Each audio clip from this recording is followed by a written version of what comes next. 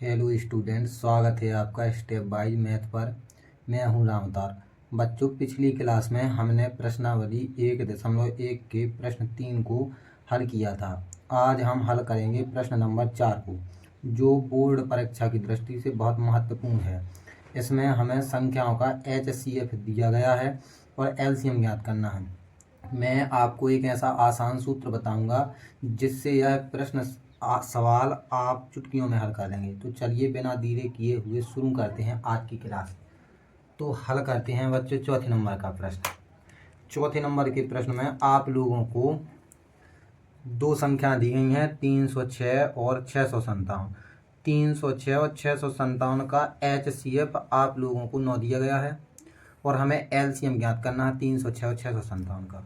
तो जो भी हमें दिया गया है, जो ज्ञात करना है, सबसे पहले उसको लिख लेते हैं। तो यहाँ पर हम डालेंगे हल, शुरू करेंगे। सबसे पहले लिखेंगे दिया है, जैसा कि आपको पेपर में लिखना है उसी प्रकार से। दिया है HCF 306 और 657।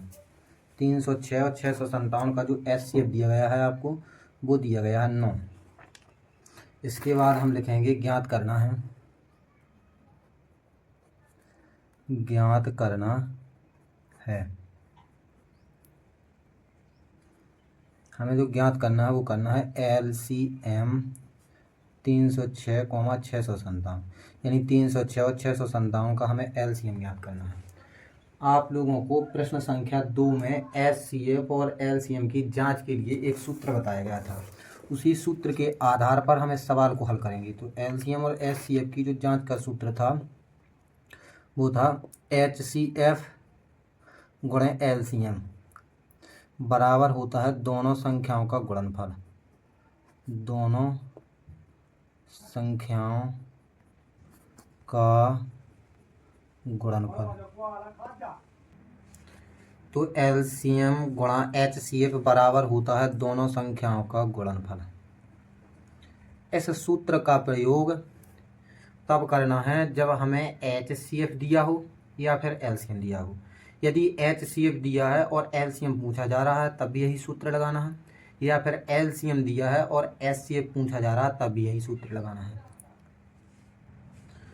तो HCF जो हमें दिया गया है वो दिया गया 306 और 657 का। तो एक बार हम यहाँ लिख लेंगे HCF किसका, 306, 657 का, गुणा का चिन्ह लगा दो।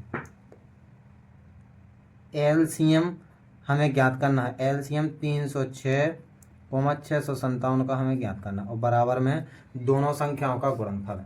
तो जो दो संख्याएं हमारे पास दी गई हैं वो दी गई हैं 306 और 657। गुणनफल का मतलब इनका गुणा करना है। यहाँ पर आप लोग देख लीजिए HCF 306 और 657। जो HCF 306 और 657 जी हमारे पास दिया गया है 9, तो आप यहाँ पर लिख दीजिए 9, गुणा का निशान लगा दीजिए। LCM 306 और 657, यानी कि 306 और 657 का हमें LCM ज्ञात करना है। तो इसको लिखा रहने देना ज्यों का त्यों, 306, 657 बराबर में जी रहेगा 306 गुणा 657 ज्यों का त्यों। हमें LCM ज्ञात करना है 306 और 657 का। यहाँ LCM के साथ में ये जो 9 दिया गया है जो गुणा में है, तो इस तरफ जाके भाग में पहुँच जाएगा। तो यहाँ पर LCM रहेगा ज्यों का त्यों 306, 657 बराबर में 306 गुणे 657 रहेगा। यहाँ पर ये जो 9 गुणा में दिया गया था इस तरफ भाग में आ जाएगा। इस तरफ जो 9 दिया गया है वो भाग में आ जाएगा। यहाँ पर आप लोग 9 से 306 या 657 दो में से किसी में भी भाग दे सकते हैं जिसमें भाग चला जाए। तो यहाँ पर जब आप 9 से इसमें 306 में भाग देंगे तो 9 एकम 9 30 27 हो जाएगा। यहाँ पर 3 बचेंगे और 6 36 हो जाएगा। तो 9 चौको 36 हो जाएगा। तो यहाँ पर आप लोग लिख देंगे LCM 306, 657 बराबर ऊपर बचा 34 गुणा में 657। तो आप 657 में 34 का गुणा कर सकते हैं। मैं आप लोगों को दूसरी जगह गुणा करके दिखा रहा हूँ। तो आप लोग 657 और 34 का गुणा कर सकते हैं। तो 657 में 34 का गुणा करना, 4 सत्ते 28 की 8, 4 पंचे 20 में 2 जोड़ देंगे तो 22 की 2, 4 छिंग 24 में 2 जोड़ देंगे तो 26 हो जाएगा। गुणा का निशान लगा दीजिए। 30 7 21 की 1, 3 5 15 में 2 जोड़ेंगे तो 17 की 7, 3 6 18 में 1 जोड़ेंगे तो 19, 8 3 7 6 13 की 3, 9 2 11, 12 की 2, 1 1 2। तो ये जो एलसीएम आया है इनका, ये एलसीएम आया है यहाँ पर एलसीएम 306,657 का बराबर, जब 34 और 57 को गुणा किया, 657 और 34 को गुणा किया तो ये आया 22,338। ये जो आ गया, ये आंसर आ गया। तो आप यहाँ पर लिख सकते हैं कि आंसर। तो हमने एलसीएम 306 और 657 का आसानी से निकाल लिया है।